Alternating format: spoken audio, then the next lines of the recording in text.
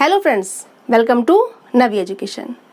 चलिए आज थोड़ा सब्जेक्ट को चेंज करते हैं। आज मैं आपको ले चलती हूँ इंग्लिश ग्रामर से हिंदी व्याकरण की तरफ, और मैं आपको आज एक आपका बहुत ही इम्पॉर्टेंट टॉपिक हिंदी व्याकरण का एक्सप्लेन करने वाली हूँ, और वो है समास। समास को आज आप सिंपल टिप्स और ट्रिक्स से समझेंगे और बहुत जल्दी आपको उसके सारे रूल्स और नियम्स समझ में आ जाएंगे। सो गेट रेडी।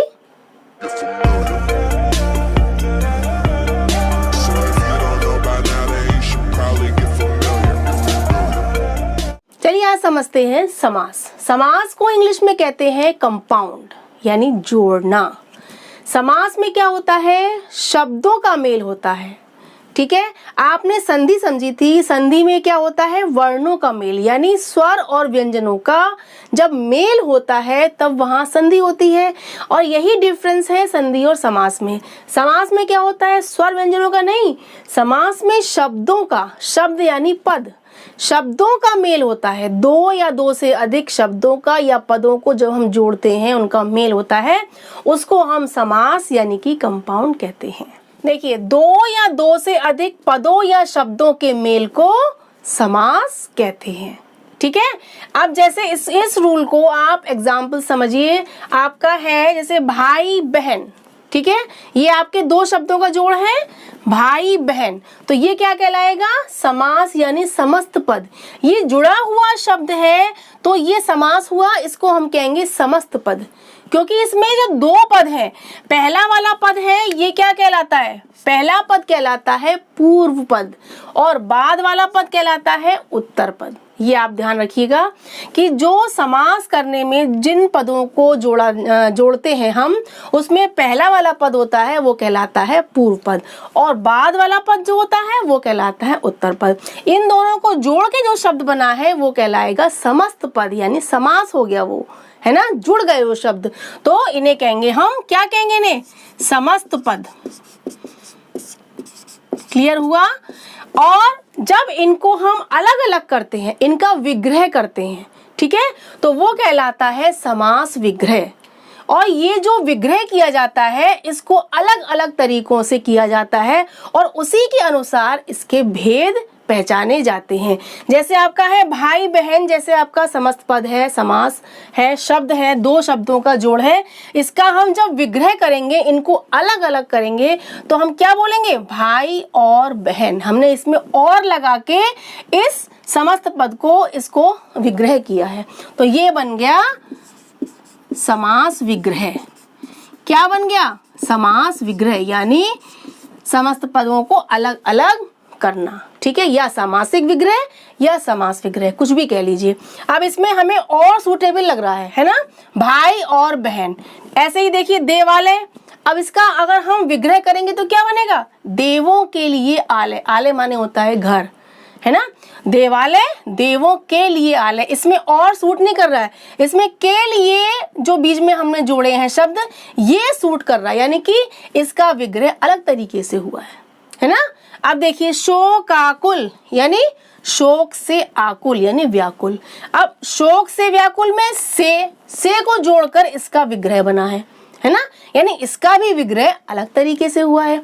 अब नेक्स्ट देखिए नील कमल। नीला है जो कमल, ये हुआ समस्त पद, और ये हुआ समास विग्रह। ठीक है, अब इसमें है जो लगाकर इसका हमने विग्रह किया है, यानी इनका विग्रह जो हुआ है वो अलग अलग तरीकों से इनको किया गया है, और जैसे विग्रह किया जाता है उसी के अनुसार उनके भेद पहचाने जाते हैं।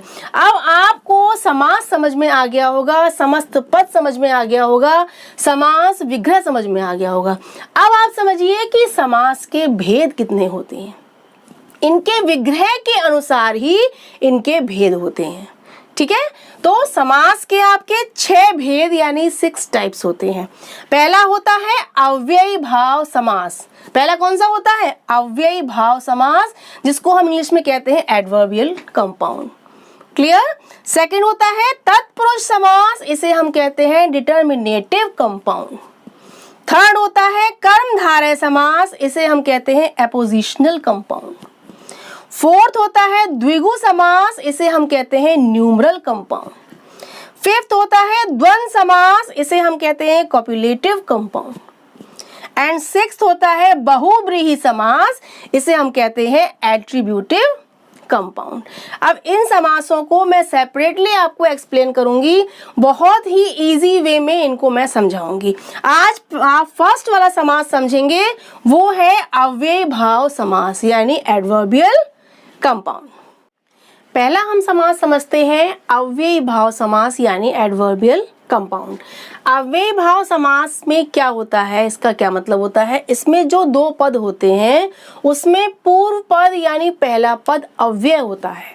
अव्यय यानी ऐसा शब्द जो लिंग वचन विभक्ति कारक किसी के अनुसार बदलता नहीं है, जो हमेशा अपने ही रूप में रहता है, उसे कहते हैं अव्यय। तो जो पूर्व पद है वो अव्यय होता है। जैसे आपका आजीवन है, इसमें आ जो है ये क्या है, अव्यय है।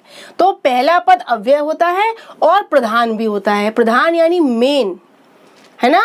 और इसी अव्यय के अनुसार ही इस समास का विग्रह किया जाता है। इस समस्त पद का हम विग्रह करते हैं इस अव्यय, क्योंकि अव्यय जो हमारा पहला पद है वही प्रधान है, वही मेन है, इसीलिए उसी पूर्व पद के आधार पर ही इस समस्त पद का हम विग्रह करते हैं। कैसे करते हैं ये समझिए। जैसे आपका पहला है आजीवन, आजीवन में आ आपका पूर्व पद है, जीवन आपका उत्तर पद है। तो आ के अनुसार हम इसका करेंगे, आजीवन का मीन्स क्या होता है, जीवन भर। क्या होता है, हम आ से सेंस क्या आ रहा है, आजीवन। हमने जीवन में आ लगाया तो क्या मतलब हुआ, जीवन भर। हमने आजीवन मेहनत करी यानी हमने जीवन भर मेहनत करी। तो इसका क्या बन रहा है, आजीवन का जीवन भर। क्या बना, जीवन भर। तो ये हो गया इसका समास विग्रह, आजीवन का जीवन भर। ऐसे आजन्म का जन्म भर या जन्म से लेकर, दो तरीके से हम इसको बोल सकते हैं। आजन्म, जन्म भर या जन्म से लेकर, इसके दोनों सेंस हैं, दोनों का मीनिंग सेम ही है। जन्म भर भी कह सकते हैं और जन्म से लेकर, ठीक है। ऐसे हमारा थर्ड देखिए, भरपेट। हमने कहा कि हमने भरपेट खाना खाया। अब भरपेट का क्या मतलब हुआ, पेट भर के या पेट भरकर हमने खाना खाया, यही सेंस तो आया। तो भर हमारा अव्यय है, पेट ये जो हमारा सेकंड पद है, ये हमारा जो उत्तर पद है ये हमारा है पेट। ये भर है पूर्व पद और पेट है उत्तर पद। तो हमारा भर पेट में भर के हिसाब से हम क्या बनाएंगे इसका, पेट भर के या पेट भरकर भोजन किया, खाना खाया, सेंस ये आया है ना। तो हम अव्यय के अनुसार ही, पूर्व पद के अनुसार ही इसका हमें विग्रह करना होता है। अब देखिए क्यों करना होता है, क्योंकि हमारा पूर्व पद मेन है, इसलिए प्रधान है। अब देखिए प्रतिक्षण, क्या मतलब हुआ, क्षण क्षण या हर क्षण, हर मोमेंट में, हर क्षण में, प्रतिक्षण। तो क्या हो जाएगा, प्रति से सेंस क्या आ रहा है, क्षण क्षण या हर क्षण। कुछ भी आप, क्षण माने क्या होता है, हर मोमेंट, हर पल।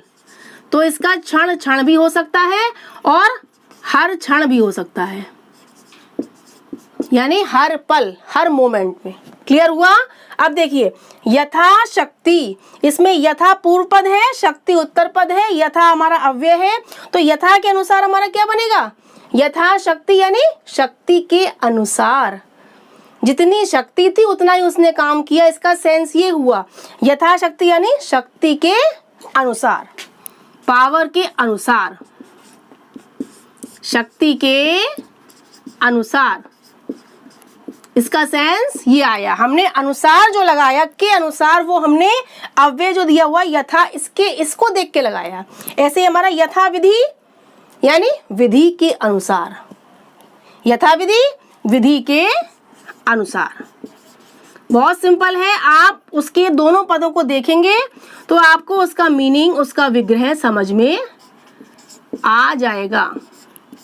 विधि के अनुसार, शक्ति के अनुसार, प्रतिक्षण क्षण क्षण, भरपेट पेट भर के या पेट भरकर, आजन्म जन्म से लेकर या जन्म भर, आजीवन जीवन भर, निडर। अब इसमें नि हमारा पूर्व पद है, डर हमारा उत्तर पद है। पूर्व पद हमारा अव्यय है, निडर मीन्स क्या हुआ, डर से रहित या डर के बिना। क्या होगा, डर से रहित या डर के बिना, जिसको डर नहीं लगता हो, निडर है वो, यानी डर के बिना या डर से रहित है वो। ठीक है, सेंस तो यही आया। अब देखिए हाथों हाथ, एक हाथ से दूसरे हाथ में, हाथों हाथ वो चीज गई, यानी एक हाथ से दूसरे हाथ में, इसका सेंस ये हुआ हाथों हाथ। अब ये आपका पहला है पूर्व पद और ये हाथ है ये आपका उत्तर पद। तो हाथों हाथ से सेंस आ रहा है एक हाथ से दूसरे हाथ में, एक हाथ से दूसरे हाथ में, ये इसका हो गया समास विग्रह। अब हम नेक्स्ट देखते हैं प्रतिदिन। अब इसमें हमारा जो पूर्व पद है प्रति, ये अव्यय है और दिन हमारा उत्तर पद है। तो प्रति के हिसाब से इसका सेंस क्या हुआ, यानी कि हर दिन।